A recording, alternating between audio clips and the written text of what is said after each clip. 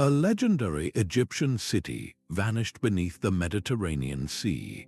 For over 1,000 years, Heracleion was nothing more than a rumor from ancient scrolls, a mythical port gateway lost to time.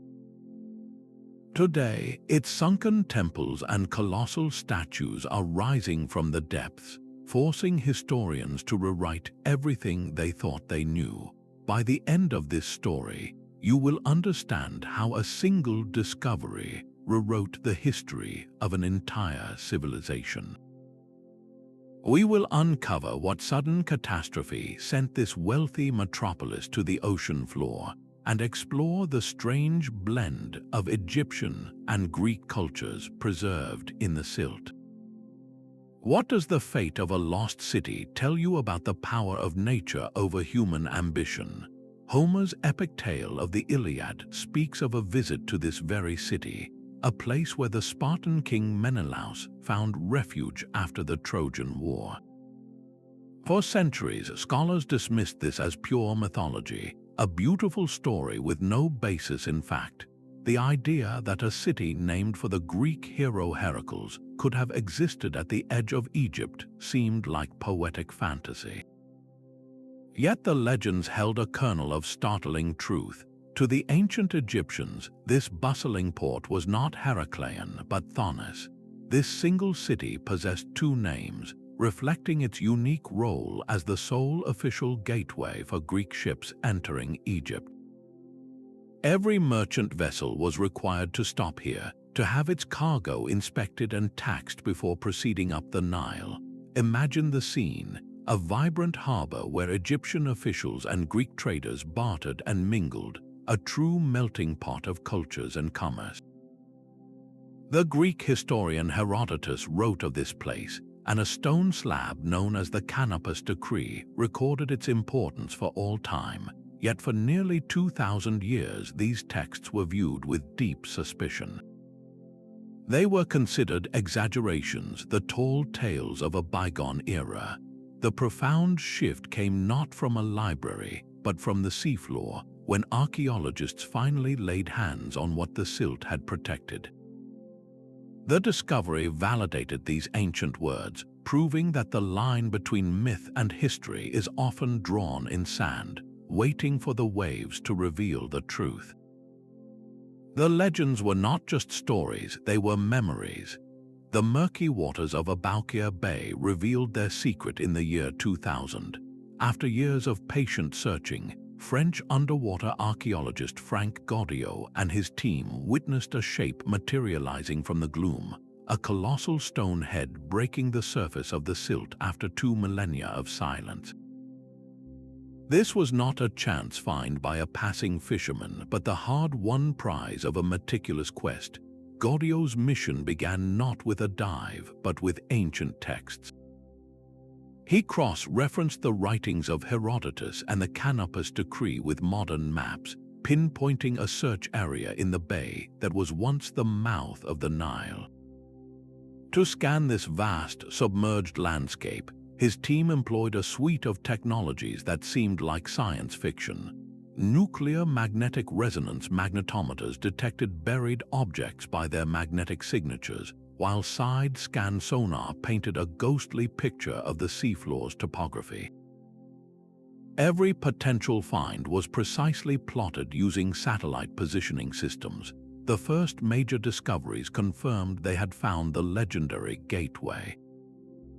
A massive statue of the Nile flood god Hapi, a symbol of abundance, lay beside the figure of a Ptolemaic queen, both guardians of a lost world. Nearby, the sprawling remains of a grand temple complex began to emerge from the sediment. Yet bringing these treasures to light was a battle against the environment itself. Visibility was often near zero, forcing archaeologists to work by touch alone in a world of utter darkness. The sediment that had preserved the city for centuries now held it in a vice-like grip. Each artifact had to be carefully freed, a delicate process of fanning away the mud without damaging the fragile stone or metal underneath. It was a constant race against time, tides, and the corrosive sea. Goddio's work did more than just recover statues. It fundamentally redrew the map of ancient Egypt's coastline, proving the Nile Delta once extended far beyond its current reach. This underwater quest, a perfect marriage of historical detective work and cutting-edge science, had unlocked the past. The sheer scale of these initial finds hinted at a city of immense wealth and importance, a hub of power whose geographical position made it the undisputed master of Mediterranean trade. The true power of Heracleion lay in its absolute control. Every ship sailing from the Greek world, every Phoenician trader laden with goods, was legally obligated to stop here at the canopic mouth of the Nile. This was not merely a popular port, it was the official customs gate for the entire kingdom, the single funnel through which all sea-borne wealth flowed into Egypt. Imagine the docks teeming with activity as officials meticulously inspected cargoes of silver, olive oil, and fine wine, collecting taxes that fed the royal treasury. In return, the holds of these foreign ships were filled with the most sought-after commodities of the ancient world, Egyptian grain and priceless papyrus. This constant exchange made the city phenomenally wealthy, a bustling emporium where cultures and currencies mixed as freely as the river water with the sea. The city itself was a marvel of engineering, built not on solid ground but on a cluster of islands within a sheltered lagoon. A network of canals wove between districts, earning it comparisons to a much earlier Venice. Grand villas and temples stood on these artificial foundations, connected by bridges, with boats serving as the primary mode of transport. This intricate waterway system was the source of its prosperity, yet it also contained the seeds of its destruction. The very ground upon which they built their magnificent city was soft, waterlogged, and inherently unstable. The weight of their own colossal stone monuments pressed down upon this fragile base, a slow-motion crisis waiting for a catalyst. This strategic location, which granted it such immense economic power, also made it profoundly vulnerable to the forces of nature. The grand monuments now emerging from the seabed are the direct legacy of that wealth, stone testaments to a city that once believed itself the master of its domain, unaware that the ground beneath it was already sinking. Rising from the seabed, the colossal pillars of the great temple of Amun-Gereb stood as silent witnesses to a forgotten faith. This was not merely a building, it was the very heart of the city, a spiritual fortress dedicated to a unique god. Amun-Gereb represented a powerful fusion, combining the might of the supreme Egyptian deity Amun with a local god of the region, a symbol of the cultural blending that defined Heracleion. Divers navigating this sacred space describe an almost cathedral-like atmosphere, where sunlight filtering through the water illuminates fallen columns and massive stone blocks scattered across the Silt. The scale was staggering, a clear declaration that this was one of Egypt's most significant religious centers. Pharaohs from distant Memphis would journey here to have their divine right to rule confirmed within its walls, receiving the blessing of the gods and solidifying their political power in the eyes of their subjects. The discovery of this temple complex was the ultimate proof of Heracleion's status, as only a city of immense wealth and influence could command the resources for such a construction.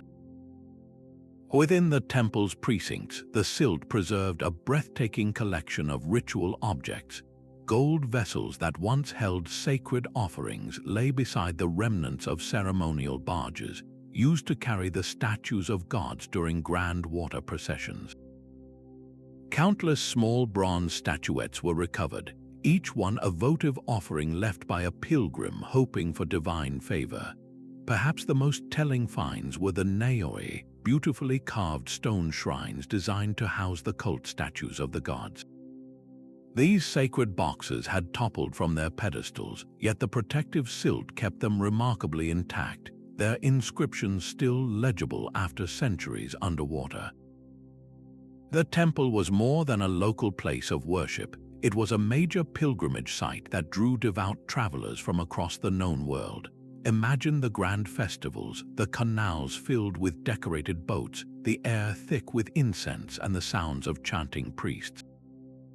This vibrant religious life was a direct reflection of the city's commercial success, its spiritual grandeur built upon a foundation of taxes and trade. The sheer volume of gold, bronze, and fine stonework pulled from the water around the temple speaks to a city that poured its immense wealth into honoring the gods, perhaps in a desperate plea for protection from the very forces that would eventually consume it. The silent gods of the sunken temple were not the only giants resting in the silt. As the team fanned away the sediment, another monumental form took shape. A colossal red granite statue of a pharaoh standing over 5 meters tall.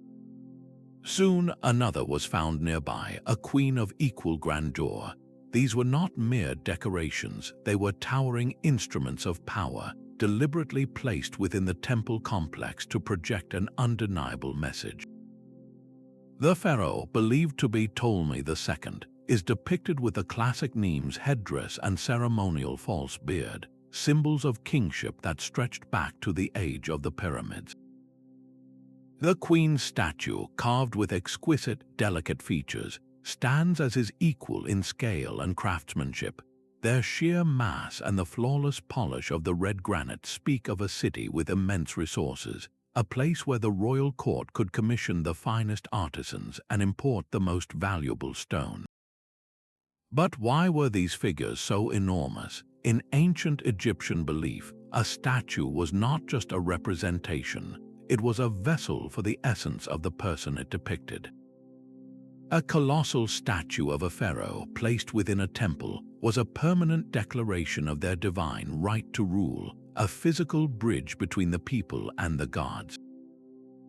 It was propaganda carved in stone, asserting that the Ptolemaic rulers, a dynasty of Greek origin, were the legitimate heirs to the pharaonic throne of Egypt.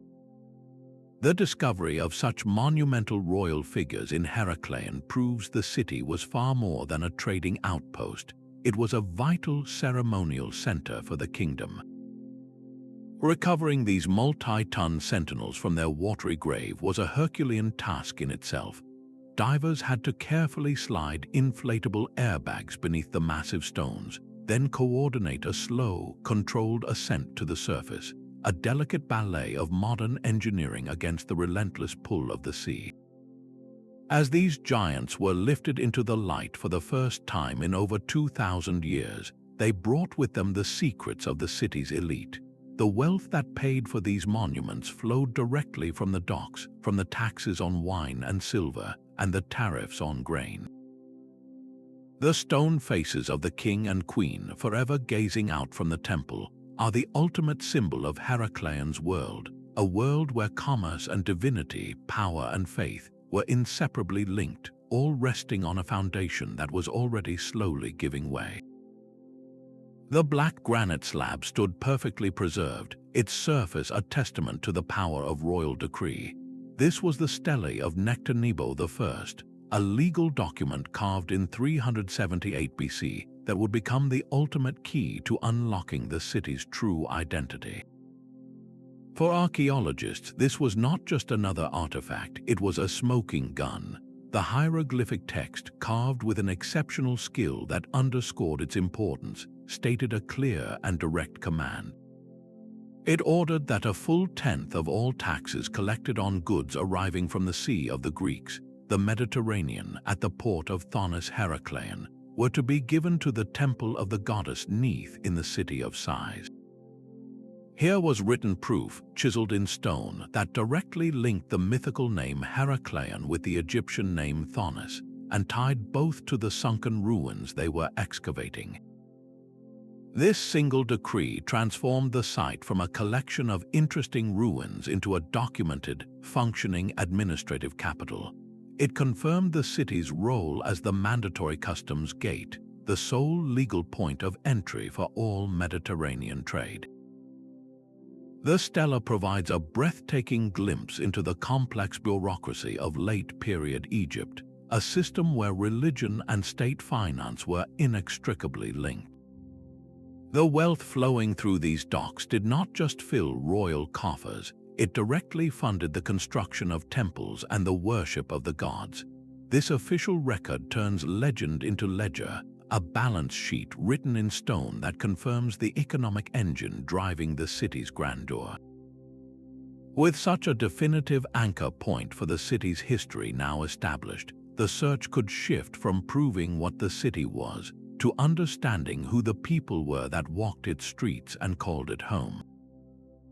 While the statues of kings and gods speak of power and faith, the true soul of Heracleion is found in the smaller treasures. A delicate gold earring, intricately woven, lies beside a child's wooden toy boat, its simple form carved by a parent's hand. These are not the possessions of pharaohs, but of the people who called this watery city home.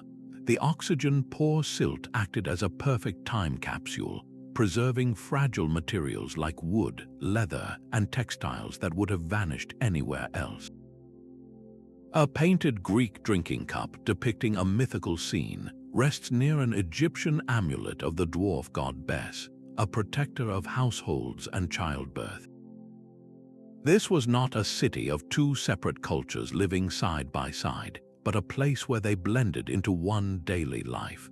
A merchant might wear a Greek tunic while offering a prayer to an Egyptian deity for a profitable voyage.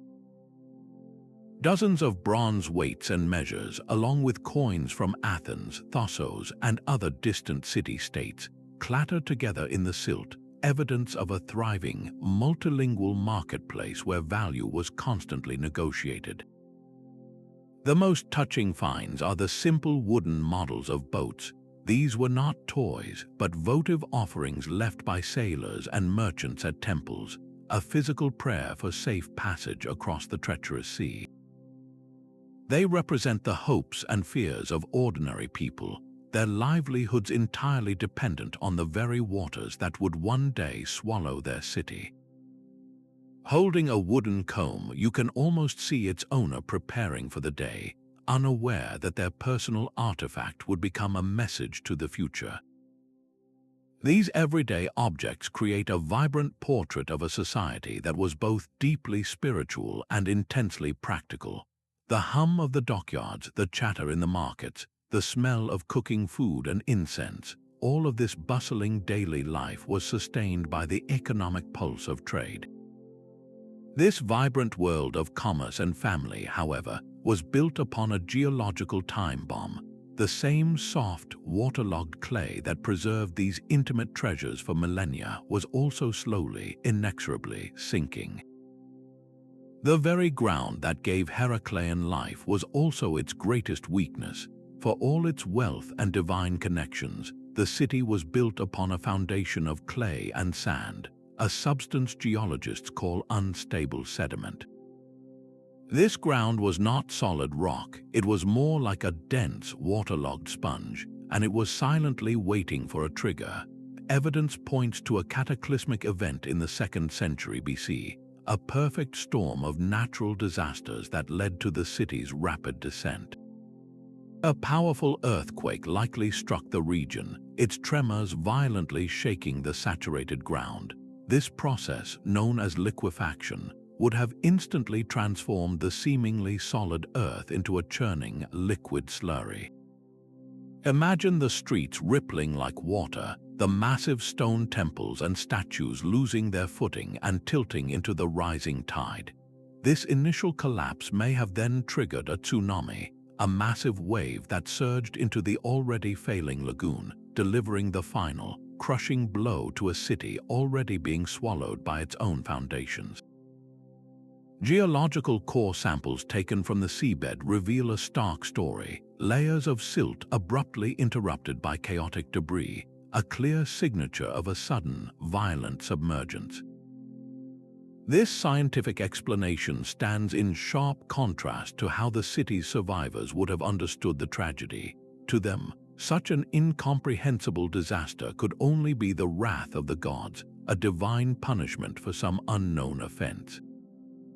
The sinking of a temple dedicated to Amun-Gereb would have been seen not as geology, but as a terrifying act of divine retribution. The fate of Heracleion is a sobering lesson written in stone and silt. It underscores the profound vulnerability of human settlements, no matter how powerful, to the immense forces of our planet. The same slow rise in sea levels and seismic instability that doomed this ancient port are challenges faced by countless coastal cities today. Yet this rapid, catastrophic burial also acted as a perfect preservative. The same silt that engulfed the city sealed it in a dark, oxygen-free tomb, protecting its treasures from erosion and decay for over 2,000 years. The same sea that devoured Heracleion became its perfect guardian. In a remarkable twist of fate, the thick, fluid silt that swallowed the city created an environment almost entirely devoid of oxygen. This anaerobic world put a halt to the natural processes of decay. Organic materials that would have vanished in a matter of decades on land, like wooden hulls, leather sandals, and even delicate woven baskets, were held in a state of suspended animation. The sediment did not crush these treasures, it cradled them. It formed a gentle, constant pressure that shielded everything from the corrosive saltwater and the appetites of wood-boring creatures like teredo worms. This phenomenon is not unique to Heracleion, but it is exceptionally powerful here. Think of the Swedish warship Vasa, which sank in Stockholm's harbor in 1628 and was raised in nearly perfect condition 3 centuries later, preserved by the cold, brackish water. Heracleion's mud offered an even more comprehensive protection, safeguarding not just a single ship, but an entire urban landscape. The moment these artifacts are lifted from their dark tomb, a new race against time begins. The moment wood or metal is exposed to air, deterioration can start within hours. To prevent this, every recovered object is immediately transferred to a series of freshwater tanks. This slow, meticulous process, called desalination, draws the corrosive salts out of the material's very pores, a treatment that can take years for a large statue. Only after this is complete can conservators begin the delicate work of restoration. It is a profound paradox. The mud that entombed this city for 2 millennia is the very reason we can walk through its streets today. This pristine preservation offers us something incredibly rare, a crystal-clear window into the daily life of a truly global port, where the belongings of merchants from across the ancient world mingled in the silt. A gold coin minted in Athens rests in the silt beside a scarab beetle carved from Egyptian faience. This small pairing tells a profound story of coexistence. Heracleion was not merely a place where Egyptians and Greeks lived as neighbors. They built a shared society, a true melting pot where 2 of the ancient world's greatest civilizations merged into something entirely new. The archaeological evidence for this synthesis is overwhelming and deeply personal. In the homes of Greek merchants, archaeologists find traditional Greek drinking cups used alongside Egyptian-style cosmetic jars. Official inscriptions are carved side by side in the elegant script of hieroglyphs and the familiar letters of Greek, ensuring both populations could understand the laws of the land. This was a city where a Greek trader might swear an oath in the name of Zeus Ammon, a single deity blending the king of the Greek pantheon with the supreme god of Egypt. This spiritual fusion is perfectly captured by the discovery of a Greek-style devotional offering, a small, finely made object found within the temple precincts and dedicated to the Egyptian god Serapis. This was not a case of one culture dominating the other, but a genuine, bottom-up creation of a hybrid identity. How did such a seamless blend occur? The answer lies in the fabric of daily life. Greek merchants not only worked in Heracleion, they raised families there, often marrying into local Egyptian families. Their children would have grown up bilingual, navigating between the traditions of their Greek father and their Egyptian mother as easily as they navigated the city's canals. Shared religious festivals would have seen processions that incorporated rituals from both cultures, with priests from both backgrounds officiating. This cultural exchange produced breathtaking works of art. Statues recovered from the water display the rigid, formal posture of classic Egyptian sculpture, yet the faces are carved with the softer, more idealized features of Greek art. A ceremonial incense burner might combine the lotus flower motif of Egypt with the graceful acanthus leaves of Greece. This was a society that chose integration over isolation, finding strength in its mixed heritage. The vibrant, tolerant world of Heracleion stands as a powerful challenge to the modern idea that ancient cultures were perpetually in conflict. Its success was built on mutual economic interest, but it was sustained by a genuine social harmony. This rich cultural tapestry, however, was entirely dependent on the economic engine that powered it, a system of trade so vast it connected continents. This legendary wealth was not a matter of chance but of absolute control. Each vessel that sailed into the sheltered lagoon was met by a corps of customs officials. Their first task was to inspect every amphora of wine, every ingot of silver, and every roll of precious papyrus. The declaration of cargo was a serious affair, recorded meticulously on papyrus scrolls that have long since dissolved. But the tools of this trade remain, scattered across the seafloor like forgotten instruments. Dozens of lead weights stamped with official marks have been recovered, each one used to verify the value of a merchant's goods on a massive bronze scale. The standard tax, as decreed by the pharaoh, was often a tenth of the cargo's total value. This was not a tax paid to a distant king in a palace, but directly to the priests of the temple of Amun-Gereb. Imagine the procession of wealth, a constant river of silver coins, golden debens, and trade goods flowing from the docks directly into the temple's treasury. This was an economy where God and government were one and the same. The temple itself functioned as the city's central bank and warehouse. Its storerooms would have been piled high with goods from across the Mediterranean, silver from Iberia, fragrant olive oil from Athens, and fine wine from Crete. In return, the holds of the waiting ships were filled with the true wealth of Egypt, vast quantities of grain that fed the Greek world, along with priceless rolls of papyrus and linen. This endless cycle of taxation and trade generated a colossal surplus of capital. It was this surplus that paid for the city's monumental face, financing the armies of laborers and master craftsmen who quarried the red granite, raised the towering statues, and built the sprawling temple complex. The entire city, from the lowest artisan to the highest priest, was sustained by this single, powerful economic engine. The strategic importance of this financial hub demanded powerful protection.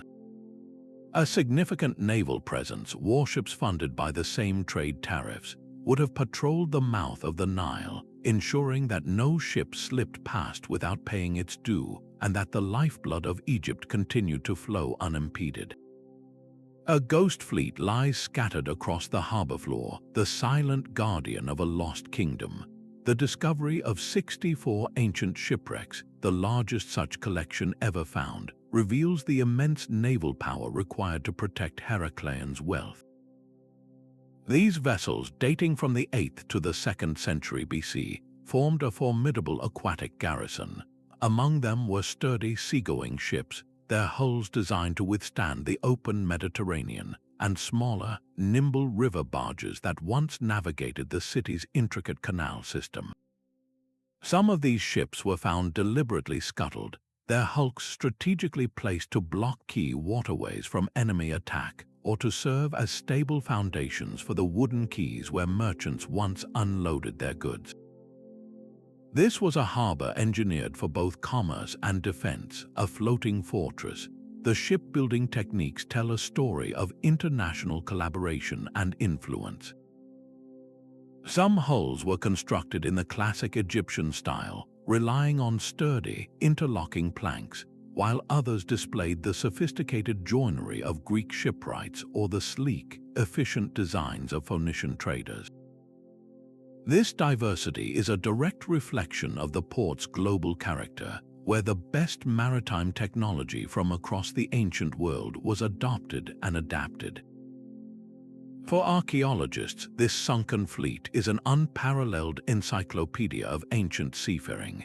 The analysis of waterlogged wood, unique fastenings, and even the remnants of rigging provides a level of detail about naval architecture that no history book could ever offer. Each wreck is a time capsule, its cargo hold potentially holding the final shipment of amphorae or raw materials that never reached its destination. This ghost armada, forever at its station, is a poignant monument to the military might that secured the gateway to Egypt, a force ultimately powerless against the ground dissolving beneath it. The divine landscape of Heracleion was a mirror of its society, a fluid blend of Egyptian tradition and Greek belief.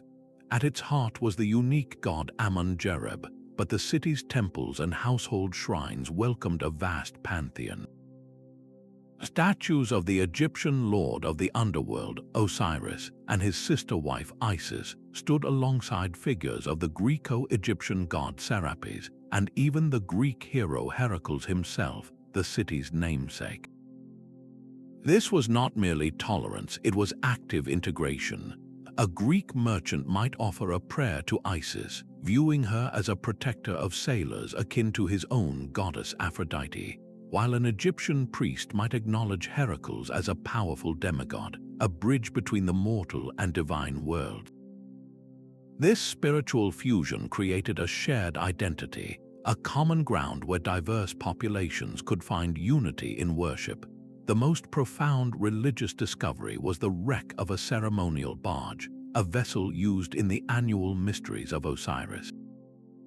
This elaborate festival reenacted the god's murder, his journey across the waters, and his miraculous resurrection. The great barge, laden with a shrine containing a statue of the god, would have been towed through the city's canals in a grand public procession. The entire population would have lined the waterways, witnessing the sacred drama unfold. In a final, powerful act of symbolism, the barge was ritually sunk, representing Osiris's descent into the underworld. The haunting parallel to the city's own fate, a deliberate sinking that foreshadowed a real one, is impossible to ignore. These festivals were far more than religious observances. They were major social and economic events that drew pilgrims from across the Mediterranean, fueling the local economy and reinforcing Heracleion's status as a spiritual hub. The deep, personal faith of the people is etched into every recovered artifact, from a gold ring bearing the image of a god to a humble wooden model boat left as a prayer for safe passage. This was a society constantly seeking divine favor, living at the mercy of the sea they depended upon, their spiritual life recorded for eternity not in fragile papyrus, but in the enduring stone and metal that now rise from the Silt. These stone inscriptions are the city's own voice, preserved without distortion. While the Nectanebo stela confirmed the city's dual identity, dozens of other carved texts have been pulled from the Silt, each one adding another layer to our understanding. They are written in the formal script of Egyptian hieroglyphs and the flowing letters of ancient Greek, a direct reflection of the two dominant languages of power and commerce.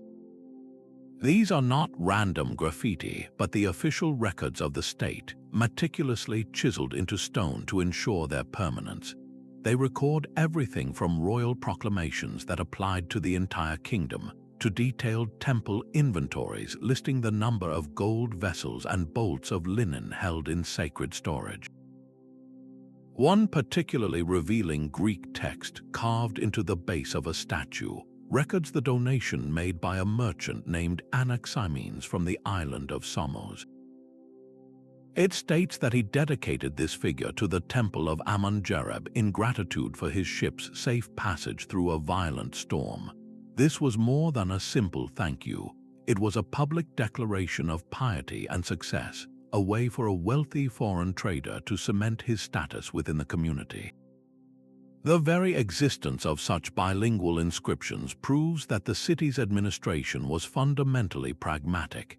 To govern effectively and collect taxes without dispute, every law and trade regulation had to be accessible to both the native Egyptian scribes and the Greek merchant captains. These stone slabs were the legal framework of the port, the immutable rules that everyone, from pharaoh to sailor, was expected to follow. They tell us of a society that managed its complex, multicultural identity through careful documentation and shared legal understanding. Reading these texts is like listening to the city council in session or overhearing a contract being sealed on the docks. They transform anonymous ruins into a place with documented citizens, laws, and economic relationships. Yet the most haunting thought is how suddenly these binding contracts, these stone-sealed agreements, became meaningless. The laws governing customs duties, the religious decrees, the merchant vows, all were silenced in an instant when the water rose, turning active life into a sunken archive. Every technological tool used in the search for Heracleion is a translator for a landscape we cannot see. The nuclear magnetic resonance magnetometer does not look for objects but for their ghosts. It scans the seabed for subtle distortions in the Earth's own magnetic field, anomalies caused by the presence of buried stone, ancient hearths, or even a scattered hoard of bronze coins. This gives the team a rough map of the unseen. To refine that picture, they deploy side-scan sonar, a device towed behind a research vessel that paints the seafloor with sound. It does not produce a photograph, but an acoustic shadowgraph, a grainy, black and white image where a sunken wall or a ship's hull appears as a dark shape against a lighter background. This is how the sprawling outline of the Great Temple first emerged from the murk, a phantom cityscape drawn in echoes. Pinpointing these discoveries with absolute precision is the role of differential GPS. Unlike the GPS in your phone, this system uses a fixed base station on land to correct satellite signals, providing a location accuracy down to a few centimeters on the open water. Every single artifact, from a colossal statue to a single pottery shard, is plotted on this digital map, ensuring its exact find spot is recorded for all time. This is the first crucial layer of context, proving whether an object was found in a temple, a home, or a shipwreck. But these tools only reveal what lies on and beneath the seabed. To understand the city itself, the team must then dismantle its protective shroud, one careful scoop at a time. The primary tool for this is the water dredge, a device that operates like a gentle underwater vacuum cleaner. A hose is held just above the sediment, and a controlled flow of water sucks the loose silt up to a mesh basket on a support boat at the surface. There, archaeologists sift through the material, searching for the small finds that larger tools might miss. The divers working at the business end of this hose operate in a world of pure touch. Visibility can drop to zero in an instant, as a single sweep of a fin kicks up a cloud of fine silt that hangs in the water for hours. They learn to read the site through their fingertips, distinguishing the sharp edge of worked stone from the smooth curve of a natural rock. It is slow, methodical, and physically demanding work, a constant battle against currents, cold, and disorientation. The final, transformative step happens after the diving is done. Using a technique called photogrammetry, the team takes thousands of high-resolution, overlapping photographs of every exposed structure and artifact cluster. Powerful computer software then analyzes these images, identifying common points to stitch them together into a stunningly precise three-dimensional digital model. This model allows an archaeologist in an office halfway around the world to virtually swim through the sunken temple, taking measurements directly from the screen and seeing the spatial relationships between objects exactly as they were found. This scientific process is what breathes life back into the ruins. It transforms a scattered collection of beautiful objects into a coherent story, allowing us to walk the digital streets of a city that has been lost for millennia. A single gold coin can speak volumes about the final days of an empire. The latest coins pulled from the harbor Silt bear the face of Ptolemy II, a ruler whose power began to fade around the middle of the 2nd century BC. This small piece of stamped metal provides a crucial anchor point, a terminus post quem, meaning the city's destruction had to occur after this coin was minted and lost. Imagine this coin falling from a merchant's purse as the ground shuddered, a tiny time capsule marking the beginning of the end. This numismatic evidence is powerfully reinforced by the silent testimony of broken pottery. The styles of amphory and everyday ceramics cease to advance beyond types firmly dated to this same turbulent period. It is as if the city's cultural clock stopped ticking all at once. To confirm this timeline with scientific certainty, researchers turned to radiocarbon dating. By analyzing the faint radioactive signature preserved in wooden ship planks and even the remains of ancient meals, they could measure the exact moment these organic materials ceased to live. The results clustered unmistakably around the same narrow window of time. All these separate threads of evidence, from the royal mint to the common dinner plate, weave together to tell a single, stark story. The final geological confirmation comes from deep below the seabed. Core samples extracted from the sediment reveal a calm, orderly buildup of silt, suddenly interrupted by a thick, chaotic layer of shattered building materials and debris. This is the unmistakable fingerprint of a violent, single-event collapse, not a slow, graceful sinking. The correlation of these methods points to a catastrophic moment between 150 and 120 BC. This precise dating transforms the city's fate from a vague legend into a specific historical tragedy. It places the disaster squarely within the era of the Hellenistic world, a time when the Ptolemaic dynasty was already straining under internal strife and external pressure. The abrupt loss of its primary customs gate and naval garrison would have been a devastating blow to the Egyptian kingdom, severing a major artery of commerce and military control in a single, terrible day. The silence that fell over the harbor was not just geological but economic and political, echoing across the entire Mediterranean. The silent ruins of Heracleion were not alone in their watery grave. Just a short journey to the east, Franck Goddio's team uncovered the sprawling remains of its sister city, Canopus. If Heracleion was the stern, administrative face of the Nile Delta, then Canopus was its vibrant, beating heart. This city was legendary throughout the ancient world, not for its customs officials, but for its temples to the healing god Serapis and a reputation for decadent celebration that drew pilgrims and pleasure seekers from across the Mediterranean. The two cities were physically linked by a sacred waterway known as the Canopic Canal, forming a single, powerful metropolitan district where the business of the state and the pursuits of the soul and body existed side by side. While Heracleion controlled the flow of goods, Canopus specialized in the flow of divine favor and human revelry. The artifacts rising from its silt tell a completely different yet complementary story. Among the most telling finds are a series of nilometers, stone staircases, and well shafts that descended into the canals. These were not mere architectural features, they were the essential instruments of the Egyptian state.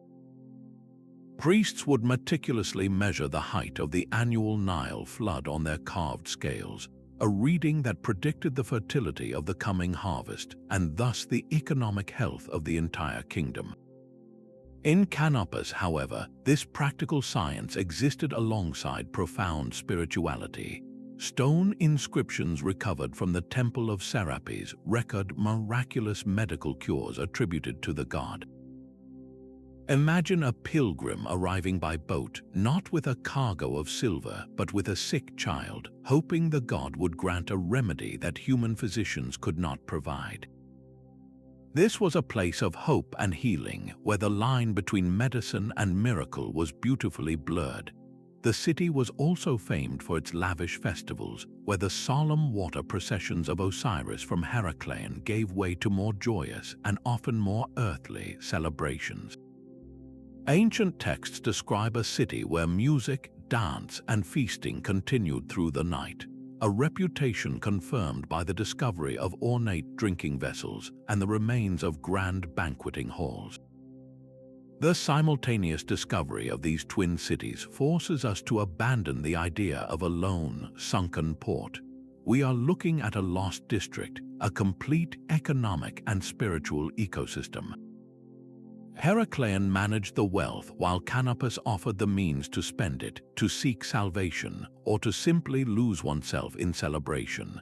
Their fates were inextricably linked, two halves of a single world, both built on the same unstable ground, and both doomed to share the same silent fate beneath the waves.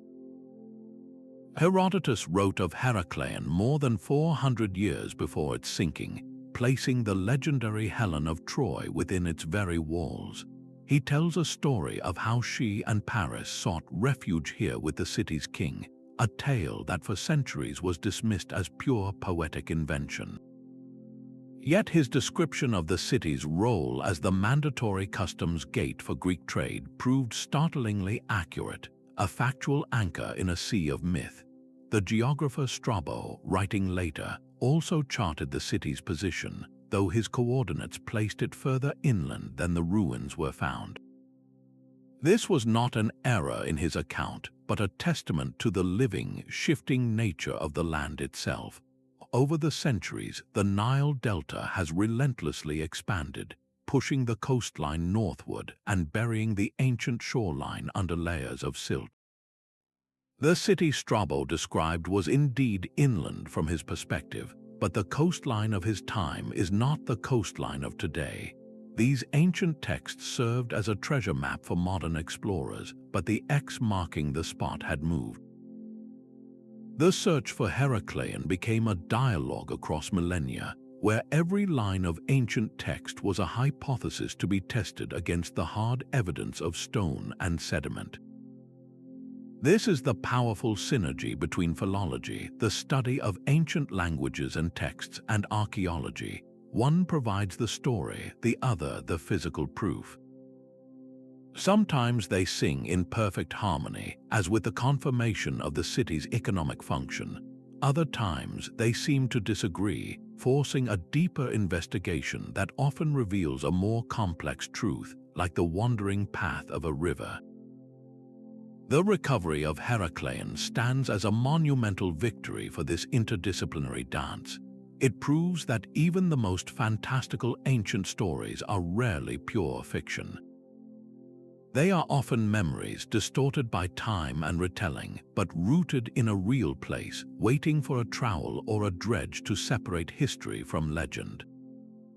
The transition from the seafloor to the museum display case is a perilous journey. The moment an artifact is lifted from the protective silt, a silent chemical countdown begins. For centuries, saltwater has saturated every microscopic pore of stone, every crystalline structure of metal, and every fragile cell of waterlogged wood. Left to dry in the open air, these embedded salts would rapidly crystallize, expanding with enough force to splinter a wooden statue from the inside out or cause a granite slab to flake away into dust. The real rescue mission starts not in the water, but in the laboratory, a place of quiet, patient science dedicated to cheating time itself. For the stone colossi and bronze figures, salvation begins in massive freshwater tanks. Here, the objects are submerged for years, sometimes even decades. The water is changed regularly, and its conductivity is constantly tested, providing a precise measurement of the salts being slowly drawn out. It is a process of purification that cannot be rushed, a delicate negotiation with the very chemistry that threatens to destroy these treasures. The treatment for organic materials like the hulls of ships or delicate wooden offerings is even more complex. Conservators use a synthetic polymer called polyethylene glycol, or PEG, a wax-like substance that acts as a modern-day miracle. The waterlogged wood is first stabilized in freshwater tanks, then slowly immersed in increasing concentrations of PG solution. Over months and years, the PG molecules gradually displace the water within the wood's cellular structure, filling the spaces and providing a solid support that prevents the wood from shrinking, warping, or collapsing as it dries. The goal is not to restore these objects to a pristine, new condition. You will still see the erosion of centuries, the scars left by marine life, and the cracks born from the city's collapse. The purpose is stabilization, to halt decay and preserve the invaluable historical information each artifact carries within its form. This unseen, painstaking work is the final, crucial chapter of the excavation. It ensures that the legacy of Heracleion, rescued from the sea, will endure for generations to come in the light of day. These recovered giants now stand in the bright lights of world-class museums, their journey from the dark seabed complete. The incredible finds from Heracleion have not remained hidden in academic journals. They have toured the globe in blockbuster exhibitions like Egypt's sunken cities. This traveling showcase brought colossal statues, delicate gold jewelry, and sacred religious objects to millions of visitors in Paris, London, and St. Louis. Walking through these exhibits, you come face to face with the same stone pharaoh that once guarded the temple, or a gold earring that once adorned a citizen, creating a tangible bridge across 22 centuries.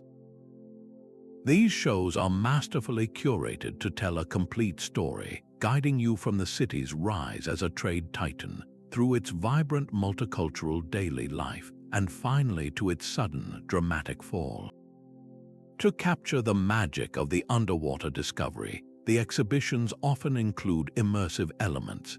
Life-sized photographs and high-definition videos projected on vast walls make you feel as if you are diving alongside the archaeologists, floating through the sunken temple columns. The impact of these shows is profound.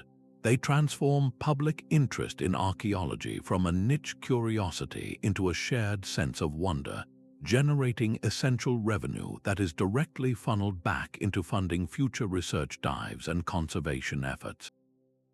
This global sharing requires deep collaboration, a partnership between the Egyptian Ministry of Antiquities and foreign archaeological institutes, ensuring the stewardship of these national treasures is a respectful international endeavor.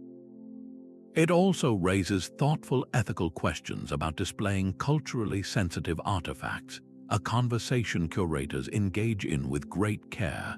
By sending these treasures on a world tour, the story of Heracleion ceases to belong solely to Egypt or to history books. It becomes a piece of shared human heritage, a powerful reminder of our interconnected past and the fragile line between human achievement and natural power. This global journey from the silent seabed to the hushed awe of a museum gallery is the final, triumphant chapter in the object's long and turbulent history. The silent geological record beneath Aboukir Bay holds a sobering lesson for our modern world. Core samples extracted from the seabed act as a timeline, revealing layer upon layer of sediment that chronicle the slow, inevitable subsidence of the Nile Delta. This natural sinking, combined with a rising Mediterranean Sea, created a precarious foundation for Heracleion, Its engineers, for all their skill, were building on a landscape already in motion, a problem amplified by the very weight of their own magnificent stone city. This ancient vulnerability mirrors the existential threat facing countless coastal megacities today. Venice, a city of canals not unlike Heracleion, battles constant aqua alta, its famous squares regularly flooded by rising waters. Miami invests billions in pumps and raised roads to hold back the encroaching Atlantic, while the ancient city of Alexandria, Heracleon's successor, now contends with the same subsidence and sea level rise that doomed its predecessor. The parallel is chilling. We now possess the scientific data that the priests of Amun-Gereb lacked, the ability to measure land subsidence with satellite precision and to model future sea level rise with increasing accuracy. Heracleon's fate was sealed by a sudden, violent geological event, but its downfall was centuries in the making, a slow burn crisis culminating in catastrophe. This is the stark warning from the Silt. Civilizations, regardless of their wealth or technological prowess, cannot indefinitely defy the fundamental physics of their environment. The story of this sunken port is a powerful argument for sustainable development and rigorous geological risk assessment. It forces us to ask a difficult question. Are our own coastal monuments and financial districts any more secure than the Temple of Amun-Gereb was 2,000 years ago? The ruins of Heracleion prove that no society is immune to the forces of nature, but they also offer a gift, the chance to learn from a disaster that has already happened. By listening to this story from the deep, we gain not just a window into the past, but a crucial map for navigating our future. The map of Heracleion is still mostly blank.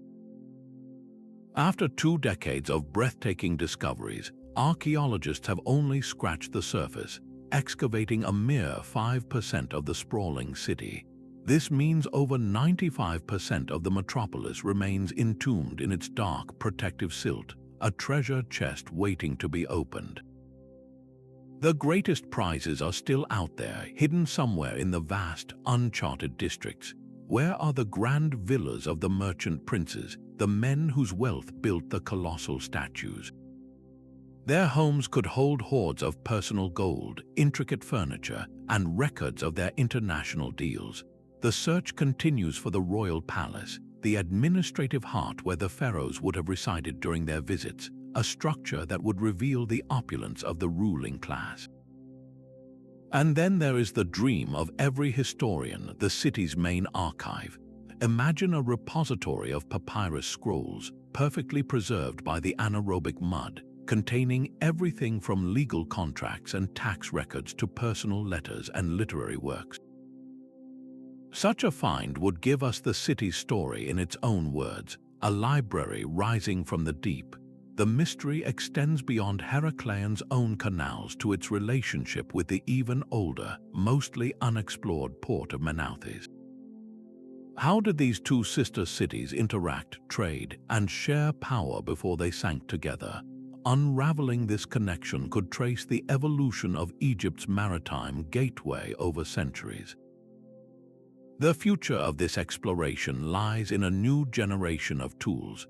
We are on the cusp of seeing autonomous underwater robots, equipped with sensitive sensors, gliding through the murky waters, mapping entire neighborhoods without stirring the sediment. Artificial intelligence could then analyze this immense data, spotting patterns and anomalies invisible to the human eye, perhaps pinpointing the precise location of a palace wall or a sunken ship's cargo. Each new diving season is a gamble, holding the potential for a single find that could overturn our assumptions about the ancient world. Heracleion is not a closed book, but one whose most exciting chapters are still being written on the seafloor, a perpetual invitation to discovery. For generations, the rise of Alexandria marked a clean break in the history of ancient Egypt. The narrative was straightforward. Alexander the Great founded his legendary city in 331 BC, and it instantly became the new, dominant gateway to the Nile, rendering all previous ports obsolete. Heracleion shatters that simple story. It forces a complete rewrite of the economic history of the entire region. Here was a massive, sophisticated port, operating at its peak for centuries before Alexander was even born, and then continuing to function as a vital customs hub for decades, perhaps even a century after Alexandria was built.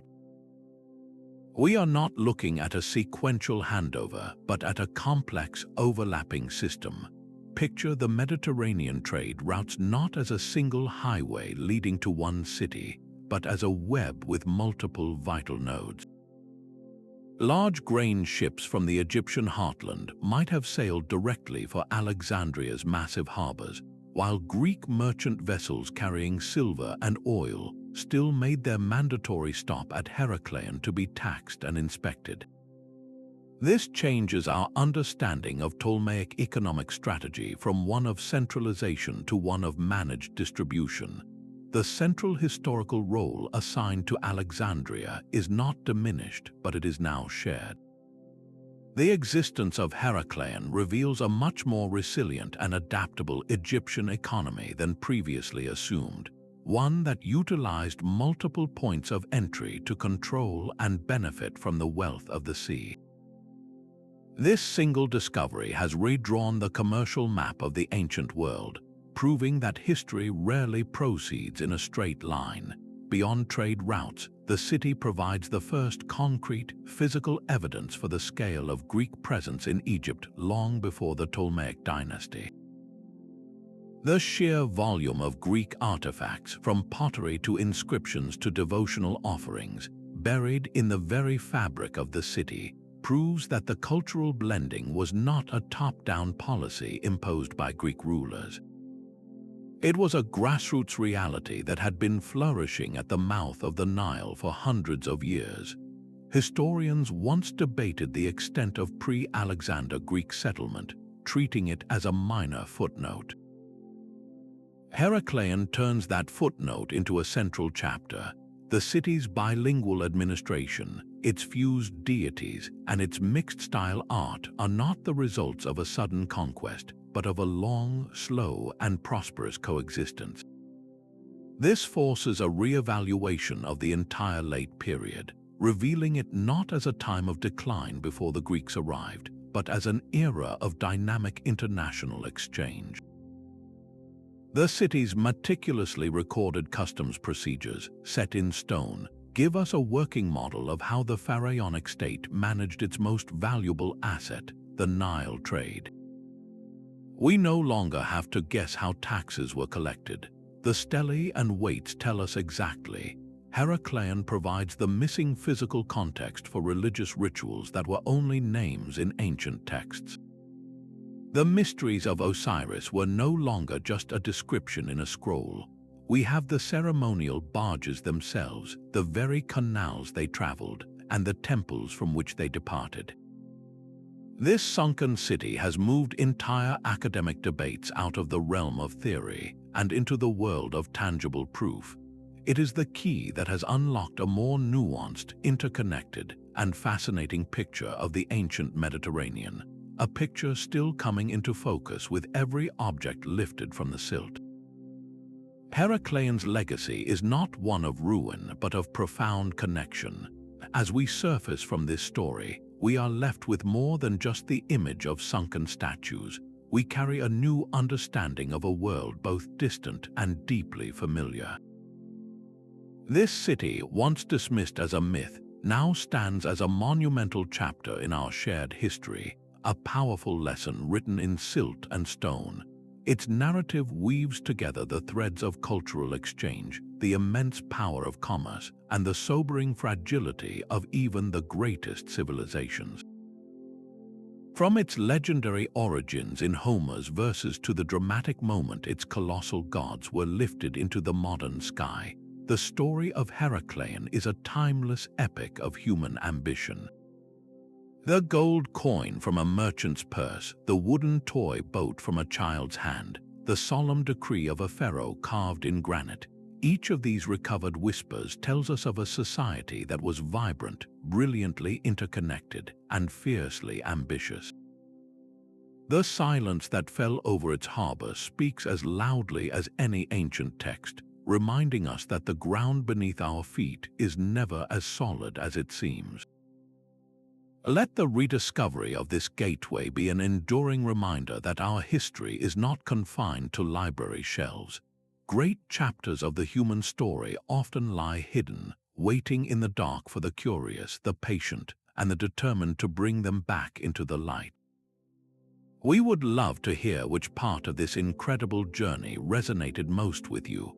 Share your thoughts in the comments and subscribe to join us as we continue to uncover the world's greatest historical mysteries.